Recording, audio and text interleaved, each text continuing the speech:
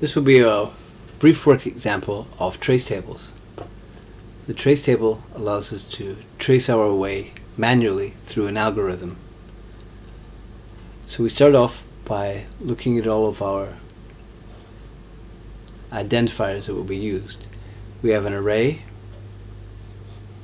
so we write down our array, and we have 1, 2, 3, 4 items in it, 0, 1, 2, and 3.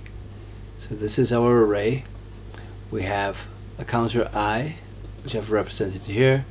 We have an integer variable total, and then we'll have some kind of output. So let's start with the first line.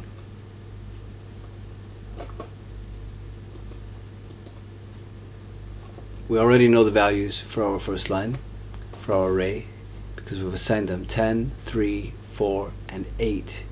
So it's already been initialized in this line of code. We then need to consider our counter, which is going to index these 0, 1, 2, and 3. And the counter is I, so we can go down and fill in the values for I. 0, 1, 2, and 3 will go down this way, each pass. And in each pass of I, when we go through the loop, total becomes equal to total plus the array with that index in it. So we can go down step by step and work through this. Okay, so let's start with I at 0. With I at 0, total takes the value of I at 0, which is going to be 10.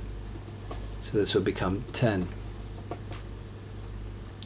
We go around the loop again, and total becomes the value in total plus the value in array 1, which is 3. So we add 3 on, and we get the value 13. We increment the loop, I becomes equal to 2, so we take the value of array 2, which is 4, and we add it to total. So 4 plus 13 equals 17. We go down again, and I is 3, so we look in 3, and we have the value 8, and we add it to the value of total, and we get 25. And then if we want, we can output, because we've got our right line here, we can output the value of total, which is 25. Okay, let's look at this code. We have the same array. I've changed the value, I've just changed another value here to give you a different example. We have I. Here we have variable x, and we set it to 100. And we're going to loop 0 to 3, and we're going to have an if statement this time, and if the array is less than x, then x will take the value of the array with the index, and then we're going to write the line. So let's look at this one.